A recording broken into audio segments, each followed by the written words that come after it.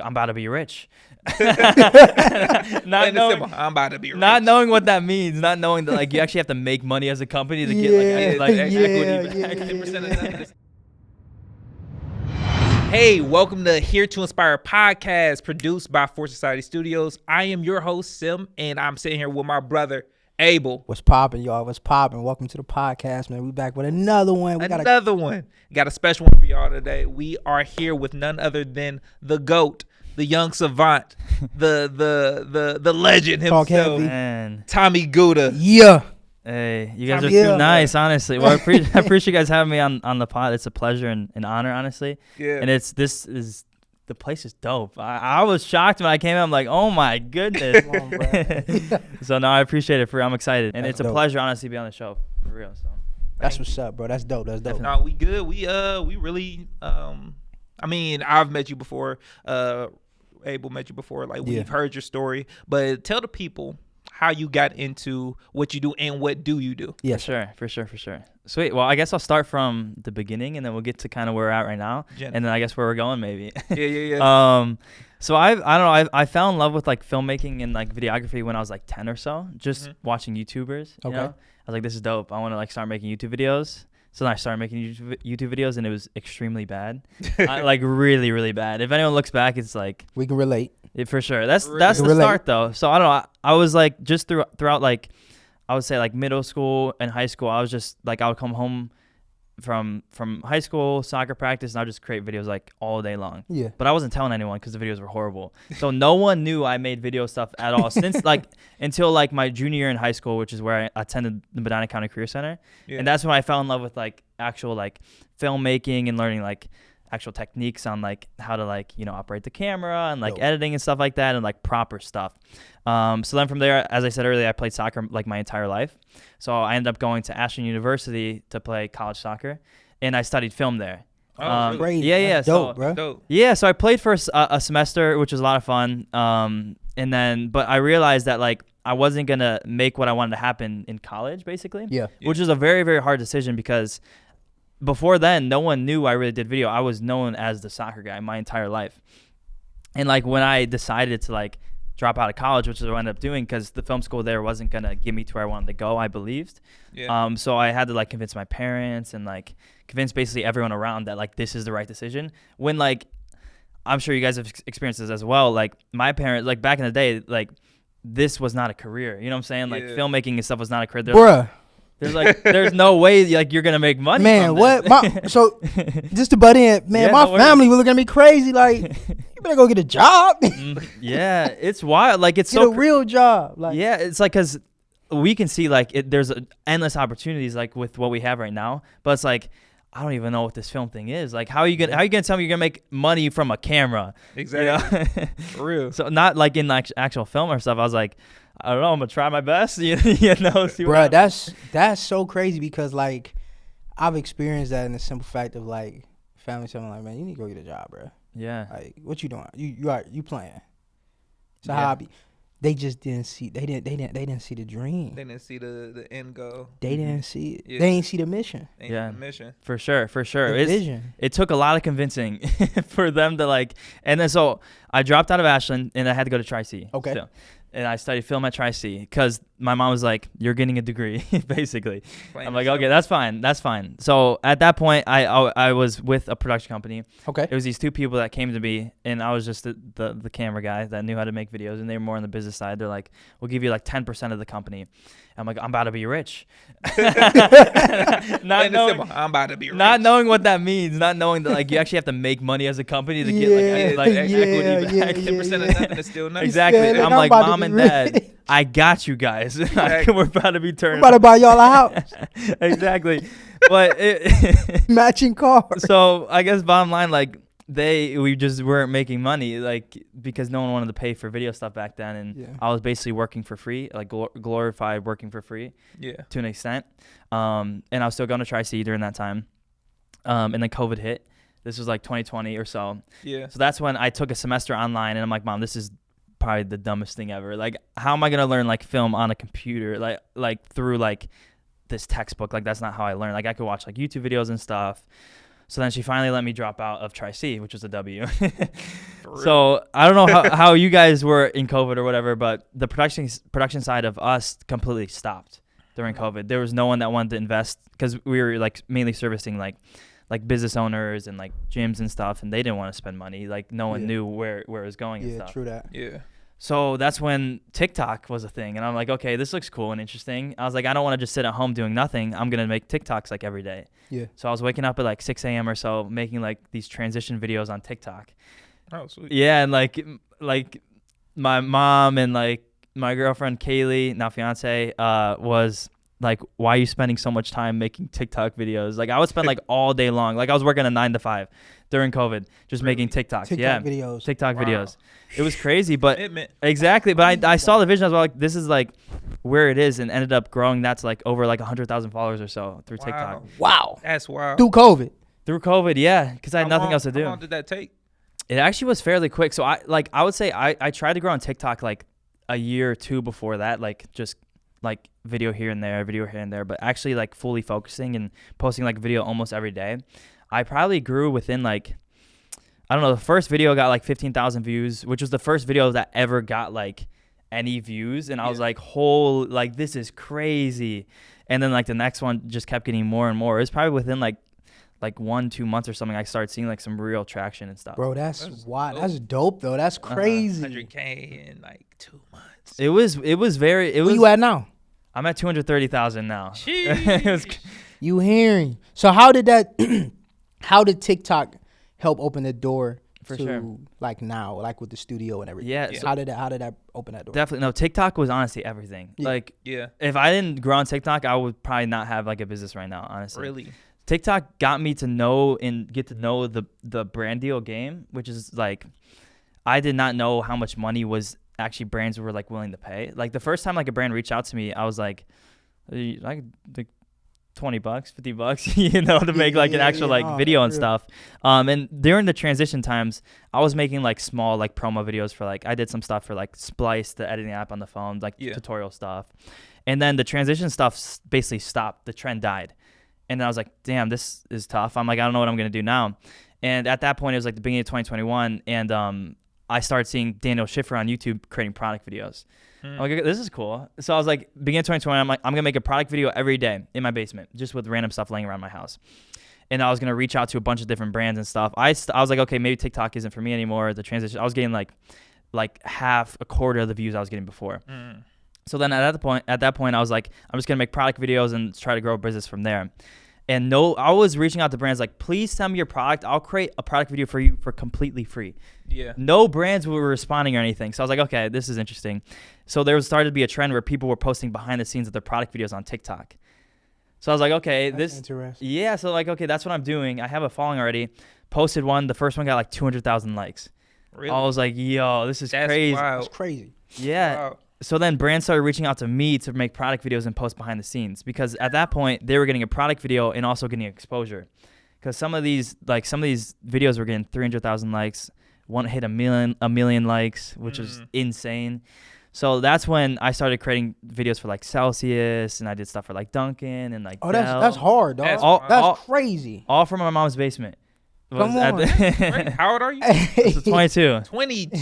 Bruh, 22. 22, and you started when you were... I had my first production company when I was like 17, 18 or so. Okay. And then I skipped over a few things. I failed 3 production companies prior to Cheddar than what I'm doing right now. Really? It fell big, bruh. Yeah, I learned so much. So I guess I can keep going. Talk about the failure, for sure. So that was great and all. Like, I started getting more and more stuff with the brand deals and everything. And at this point, I don't even know if I spoke on this on a podcast yet of this actual occurrence. This is probably like the biggest failure, quote unquote, I've had. So basically, I probably grew my TikTok to around 200,000, was working with some really, really big brands and stuff. And then these 3 guys reached out to me. They were a venture company. Yeah. And they had like 6 different brands. And they...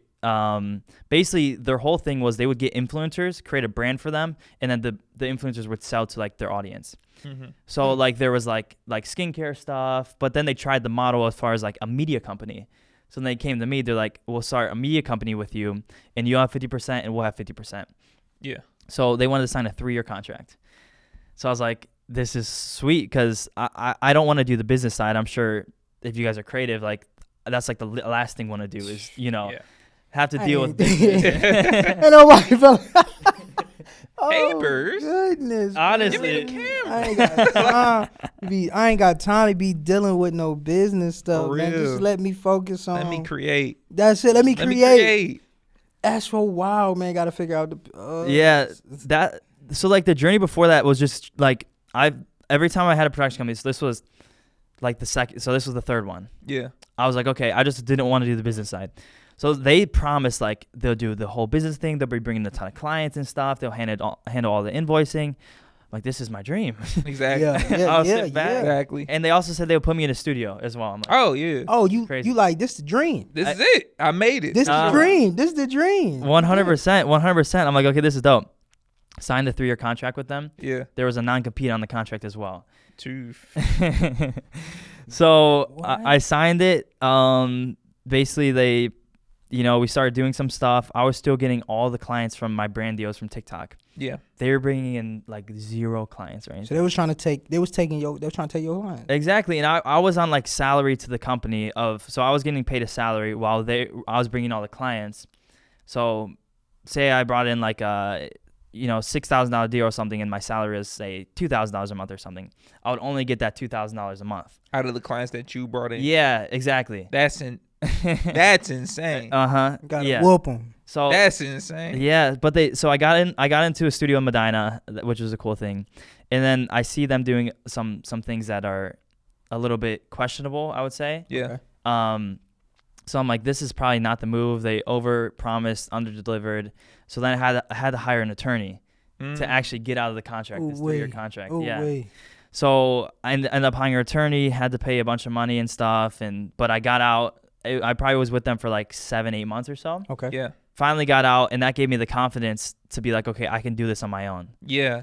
And so I had the studio in Medina, and that's when I started Cheddar Studios. Come on. Sweet. So yeah, and then there's more stuff from there, but that was I would say my biggest failure, but also like I tell everyone I would not take that back for anything. Like, Yeah. I learned so much. Yeah, I'm about to say it helped you learn so much stuff, like on the journey, on the road of just getting to where you're trying to go to. It's crazy journey, like crazy. So talk about Cheddar Studios, man. Like how long y'all been up and running? For sure. So Cheddar Studios, probably around 2 years or so. Okay. So we were at that first studio for probably like 6-7 months or so. Yeah. And I switched from doing brand deals for myself to now making videos for brands' TikToks. So instead of them paying me to post on my account, they're paying us to make videos to post on their account. Yeah. Dope. So that was the switch, and it allowed me. I ended up working with the agency, and they were giving us a retainer, so I ended up being able to bring people on and stuff, which was a cool experience and a big learning lesson, as well as starting to manage people and like taking it to that next level. Yeah. So it ended up growing. It was like 1,000 square foot studio we had in Medina. It ended up growing, and then we're like, okay, it was basically just like a glorified storage unit to an extent. So like we had our editing spots, people were shooting. Whenever we were running audio, everyone's like, no typing on your computer, be quiet. Oh my gosh. Because like we were so close in vicinity. Oh, because it was so. You can hear everything. Hey, Shut up! I'm hold on, right? Hold on, real quick. shooting right now. We trying to get this. Yeah, that's hilarious, man. So we've been in Cheddar a couple times before. We filmed in there. Yeah, I mean, I love it in there. Appreciate it, man. I love the sets. I love the design, like the lighting, everything in there. Yeah, if y'all in Cleveland, make sure you check out Cheddar Studios. Come You guys on, are legends. It's freaking insane. Look, that's like, I'll go there anytime. Anytime. You guys are always welcome. Number Just come. one, It's- like yeah, I'm number there one. anytime. It's number Like, one in the I'm gonna city say for that. sure. That's You number guys are- one in the city to appreciate it. me. Number one in the city. I ain't gonna lie Right to you. say. If Man. you in Cleveland, hit Cheddar Studios. Hit Cheddar. If you want to do it right. Yeah, if you want to do it. I mean, if you want to. Now, if you want to do it just regular, then you you could go go somewhere else. else. Cheddar Studios. Yeah, Number you guys one. are too nice. For real. You guys are too nice. It's honestly a blessing to have you guys in there whenever. It like, because I've known of you guys for a bit. Like I told you guys yesterday, I worked on like the session and stuff That's when so I was a wild. wee lad. And, like- Never knew we worked on a session. It was cool. So like when you guys came out, I'm like, this is super, super cool. Like even like going on this podcast, I'm like, this is like, I never thought, like I don't know, like you guys are awesome dudes, and like to make work like that, and I don't know, to have you guys in the studio, and even like some people that have been in the studio, like it's like very, very surreal sometimes, where it's like, wow, I don't even know how this happened. Like starting like in my mom's basement creating product videos, and then being able to like have some of the people that lead the creative space in Cleveland like come use my like our space. It's like, I don't know, it's a blessing for sure. So, but yeah, we appreciate you, bro. No, for real. I think it's just dope to be able to be in the city, to be able to like collaborate with different creatives and stuff like that, because it ain't about like trying to compete or anything. It's exactly how can we take the city to the next level and also take our craft to the next level. Collaborate. I say that's 100% it, and that's really what we're trying to build with Cheddar, is just trying to be a driver of that in the city. Is how much can we become a place like LA, New York, where instead of people leaving in order to make money in a career in the creative industry, can we stay and at least, you know, allow that to happen and stuff. Right. I would say like the goal with Cheddar is to lift up the creative industry in like Cleveland and try to be like a main driver of that. Because I don't know, for as long as like, even when I was younger, I wanted to move to LA because I thought you couldn't make it in Cleveland, you know? Yeah. Bruh. And like, and I feel like a lot of people think that, and it's like, why can't we just stay here and like try to make it work, you know? Yeah. And I don't know, we're trying to really just provide as much value as we can, you know, not just the space, doing stuff like the collective where we can at least grow together and stuff like that. And then, you know, starting to do like monthly memberships where people don't have to pay that much to utilize the space and everything. Yeah. So I don't know. I feel like we're at a spot in Cleveland where we can really make a difference in like the creative industry. Hopefully, I don't know if that's optimistic, but I feel like we can. I think it's true, because everybody always say, everybody always say, man, you got to lead a city to be great or be good or accomplish your dreams or and stuff. to make it. Yeah. I'm like, look, man, I'm gonna be one of those few people that actually stay and make a change and change the narrative. Like, you ain't gotta go LA a flight away, Atlanta a flight away. Yeah. I mean, a lot of them places a flight away. Why not stay here and try to build the community? Because I see a lot of people leave and they become bigger, and that's easy. I'm gonna be real. It's easy to leave. It's easy to leave and be bigger. It's easy. Yeah. Our work ethic alone is different from a lot of people. We built different here in Cleveland. I would say that. So anywhere else we will go, we're gonna thrive. Yeah. You know what I'm saying? It's about sometimes when we feeling that, oh man, I feel like it's a ceiling above me and I can't go nowhere. Exactly. It's about cracking the ceiling. It's about cracking that ceiling. You feel like, man, I can't get to that next level because I'm here in Cleveland. I feel like I just can't get there for some reason, creatively and mentally and everything like that. No, crack the ceiling. Crack the ceiling. No, for real. I was thinking of like, because it's so, you know, in Cleveland, it feel like you know everybody. Like everybody knows everybody. And no, it's like you got Cleveland and Maple and Bedford. I don't. You got all these like different like small cities connected to Cleveland. Everybody seemed to know everybody is what it feels like. What I always thought is like, why don't we use that like to our like advantage instead of saying, oh, he know me or I know them or I ain't trying to see them. Let's be like, no, I know them the homies. You know what I do know? Let's connect. You know what I do know? They better get you some of this drip. Some of this drip. That's what I do know. It's fire. Better get you some of this drip. That's what I do know. The water of Here to Inspire podcast. That's the thing. Like knowing this is local too is so cool. You know what I'm saying? And that's like collaboration happens. Yeah, like this is doing something creative, putting another brand that's making it out of Cleveland. You know, it's like that's the whole thing, honestly. So, and the coolest thing, honestly, I was watching the session this morning. Yeah. And I saw Under God, the clothing. Oh, my brother. Because we just did stuff with him at the That's studio. my brother. Yeah. You're a dancer. He's awesome. And I was like, that's so cool that like you guys were like wearing your stuff in it and everything, and like that everyone's kind of like trying to like make it work together and like help out each other and everything. That's a no-brainer. You know, DeAndre, he was a crumper. Was he really? Yeah. That's crazy. Came up together. That's my bro, man. Kind of like that's awesome. Grew up with him, raised him a little bit. That's like, oh my god. I raised him. That's dope. I raised the boy. I brought him up. No, but that's man. Any chance I get to like put anything on he got, I'm throwing it on. It's awesome. Don't care. He's a cool dude. He just came to the studio. We shot some content for him, for his brand and stuff for the thing he's got coming on Saturday. Oh wait, today. Yeah. That's crazy.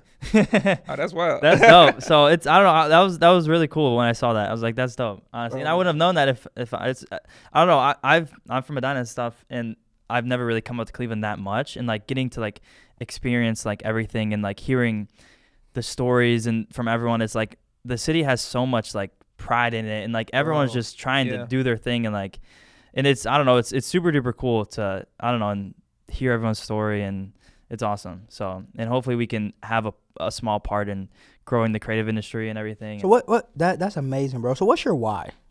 I would honestly say it's that. I'm not gonna lie, is like that, man. I love that. I don't know why, but I really want to. Maybe it's because me being from, you know, a small part in Ohio and like feeling like I couldn't make it. Maybe it's not in Cleveland, but also being from a small town. Yeah. In Ohio in general, it's like I can't do this, and my parents like, you can't do this. You're not in a big city or anything like that. And like for kids that are like that, and like giving them, whether that be education, giving them, you know, a space, community, so that they actually can feel like, okay, maybe I can do this. And like being in an age with social media, it's like you can do that, you know. Exactly. You know, people can send you products and you can shoot from your house. You can do so many different things to make money creatively. Yeah. That I think a lot of people, you know, it's hard because you don't get educated with that, you know. Exactly. Unless you know someone. So having a community where people can come and be like, I did this, made this money creatively. Like at the collective, like Dre just spoke, and he's like, I've been able to, you know, change people's lives through my clothing and stuff. It's like, it's super duper cool. They put that undergod on, and they really like, you really ashamed, like you unashamed for real. Let's be real though, because you can't cover. It's like Jesus saved on the back. It's a conversation off top when you put that undergod on. Jesus saved. What that? I've had a lot of conversations. What that shirt mean? Jesus saved, my brother. Yeah. It's awesome. It's definitely a good conversation starter, and it helps for sure because people ask questions then, you know, versus you have to go out and go out, you know. Hey, what do you believe? It was like, no, look at my shirt. What do you feel about that? What do you believe? What do you believe, man? Tommy Guta, everybody. Tommy Guta, man. So, bro, as we wrap up this podcast, man, tell us, what would you say to people? How would you inspire people in today's world, and what would you say? What would you say to people in this time now that we're in? That's a tough one, honestly. I would say just try. Honestly, there's no point in not trying. And by trying, you get to learn, and by learning, you get to try something else I love that. that you get to learn something else from. And then maybe on your 7th, 8th try, you know, you'll get it. But like also hearing people, and like, because social media is such a highlight reel, and hearing people like say that like I failed, you know, and like I continuously fail. Yeah. I fail every day. Come on, bro. As long as you learn and stuff, and I don't know, I would say that, and just try to like learn as much as you can. There's so many resources with YouTube, and you know, we're able to read, we're educated and stuff. It's like just, and try to like pick people's brains, learn from them. I don't know. I think that would be the number one thing, I guess I would say. That's amazing. That's tight. It's there's nothing wrong with failing. Yeah. For sure. But if you can get back up, 100%. You can get back up. Fail 7 times to get back up 8. 100%. That's the one. For sure. I would say that everyone just fail, especially if you're a little bit like younger. There's no point in not failing. Like, come on, we got our entire life ahead of us. Why not like try? And you know, who cares? It doesn't matter what people think. You know, like when I dropped out of college, everyone was like, "What are you doing? Like, why are you not playing soccer or anything?" It's like, you guys don't understand the vision. You don't really, and they don't have to understand the vision. You know what I'm saying? It's because they're caring about their own life. They probably, like, not many people actually are thinking deeply on like fully what you're doing. You know, it's like you might as well do what you want and like actually try to like, you know, make it happen. Try. Ain't nothing wrong with trying, man. Nothing wrong with trying. Just try it. Like Nike said, just do it. Which that's corny. Not it's corny because I just said it. That's all right. That's corny because I just. But try though. Try. There's never nothing, stop trying. Come on, man. Never stop trying. Never stop trying. We trying every day to be better. We trying this right now. You're killing it. Oh honestly. my gosh, man. We trying this, bro. Like. For real. No, that's awesome. 100%. Man, this is amazing, man. We appreciate you coming on, bro. No, I appreciate you guys having me and letting me, you know, it's cool, and it was awesome to, you know, talk to you guys and stuff, and excited to continue to grow together in the creative industry in Cleveland and Come stuff on. and make a Yeah. difference. We and gonna stuff, we so. gonna change the city, bro. Let's do it We're for gonna change sure. the Let's city. do it. We gonna change 100%. the city. Sim, take us home, baby. Take us home. Take us home. Why you laughing? Yo, at me? this has been another episode of Here to Inspire podcast, produced by Force Society Studios. I'm your host, Sim. We got Abel. Yes, we got Tommy Guta. Let's go. Yeah. Appreciate y'all. Tommy. Yes, sir. Follow, like, share, all the good things you know what Subscribe. to do. Subscribe for sure. On YouTube, follow us on IG and all other social media. Tommy, where can we follow you at, Tommy? Oh yeah. You can find the studio at Cheddar Studios Clee, and just DM us. We'll take you on a tour of the studio. If you have any ideas to like do something to grow the city, we can hold events and stuff and find a way to collaborate. So Let's Oh, do sweet. it. That'll be Yeah. dope. Let's do That'll it. be dope. Man, y'all have a great one, man. God Y'all have a bless great y'all. one. Catch you on the next one.